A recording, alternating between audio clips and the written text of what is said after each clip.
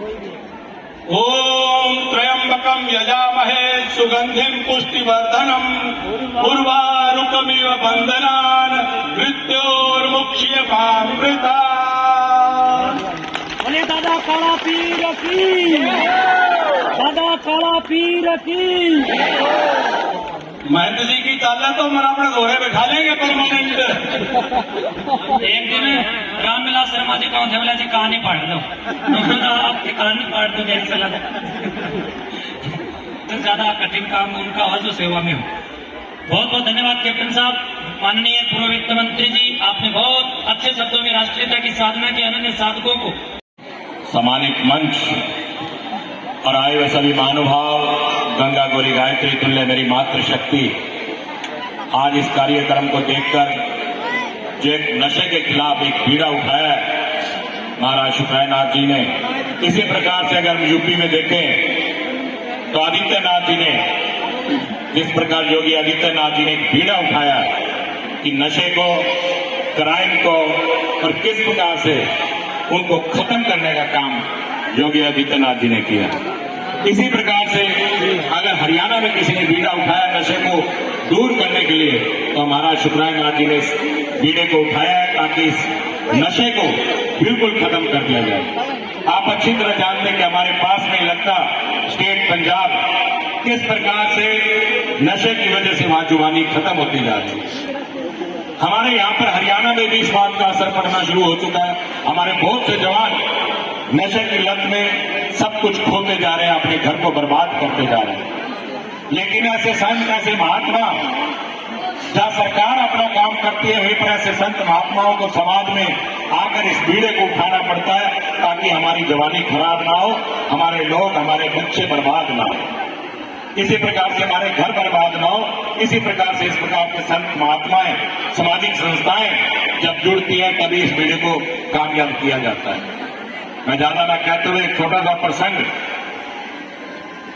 एक बार एक छोटे से बच्चे ने, जिसकी उम्र मात्र 17-18 वर्ष की थी, उसने अपनी मां से पूछा कि मां, राजा कैसा होता है, राजा का नगर कैसा होता है, राजा का महल कैसा होता है।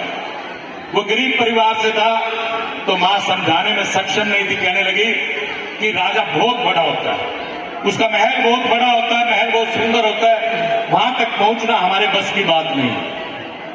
लेकिन उस बच्चे के मन में जिज्ञासा थी।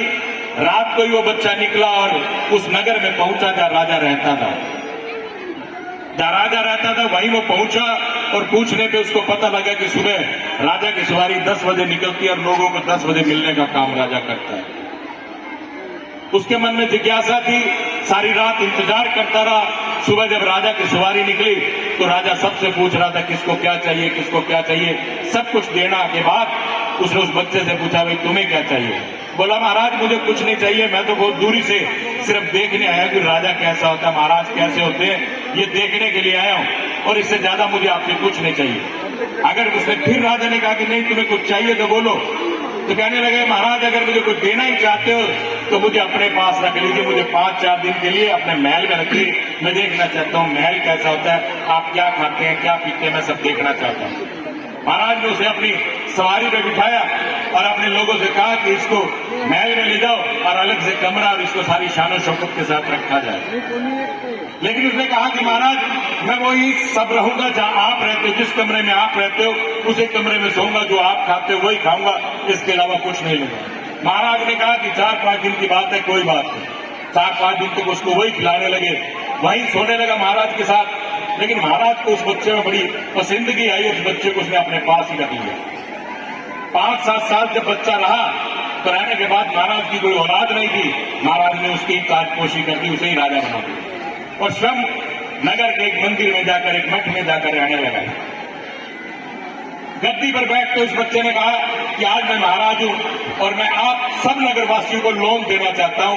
जिस भी व्यक्ति को काम के लिए, मकान के लिए, घर के लिए, किसी भी काम के लिए लोन चाहिए तो मैं उसको लोन देने को तैयार हूं। लेकिन नगरवासियों ने कहा कि लोन के बदले में हमें किस्त चुकानी कैसे पड़ेगी। उसने कहा कि किस्त तुम्हारी तब पूरी होगी, तुम किस्त तब दोगे जिस दिन महाराज मर जाएंगे। जब तक महाराज नहीं मरेंगे, जब उससे पहले थे, तुम्हें किस्त चुकाने की जरूरत नहीं है। लोगों ने दबा के लोन लिया, 80-90% लोगों ने लोन ले लिया। और ये शर्त तो थी कि जिस दिन महाराज मरेंगे, बड़े महाराज मरेंगे, उस दिन से ही आपको लोन की किस्त देनी है, वरना तब तक जब तक महाराज जिंदा रहेंगे तुमको लोन की किस्त नहीं देंगे। लोग बहुत खुश थे, जो बड़े महाराज के लोग थे वो जाके महाराज से कहने लगे कि आपने कैसे बच्चे को शासक बना दिया, कैसा राजा बना दिया जो आपके मरने की दुआ मांगता है कि जिस दिन आप मरोगे उस दिन लोग किस्त देने प्रारंभ करेंगे। वो महाराज को बड़ा गुस्सा है और महाराज आए और उस महाराज से कहने लगे कि महाराज आपको सलाम हो, लेकिन मैंने तुमको राजा बनाया, मैंने तुमको बादशाह बनाया और तुम ऐसे बादशाह बने कि तुमने ये कह दिया कि जिस दिन महाराज मरेंगे उस दिन से तुम्हारी किस्त स्टार्ट हो जाएगी। तो उसने कहा महाराज आपने मुझे इतनी इज्जत, इतना मान बख्शा, इसके लिए मैं आपका सदैव आभारी हूं, लेकिन मेरी मंशा को आप समझिए।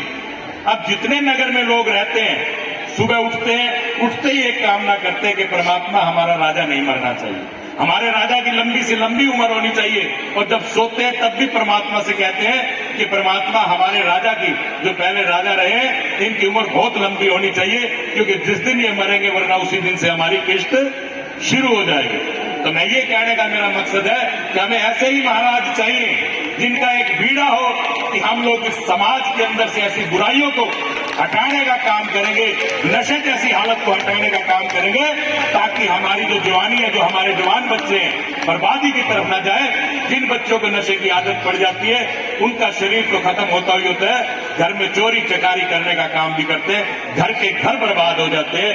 ऐसी मुहिम महाराज ने छेड़ी है। इसके लिए मैं महाराज जी का और इनकी पूरी टीम का, जो टीम नशे को छुड़ाने के लगी हो, उन सबका आभार व्यक्त करता हूं, इन सबका धन्यवाद करता हूं। मैंने एक अच्छी सोच के साथ ऐसे काम को करने का काम किया। एक बार पुनः मैं आप सबका, महाराज जी की पूरी टीम का जो इस मुहिम में लगी है, इन सबका आभार व्यक्त करता हूं, बहुत बहुत धन्यवाद करता हूं। जय हिंद, जय भारत, जय माता दी, जय दादा काला पीर।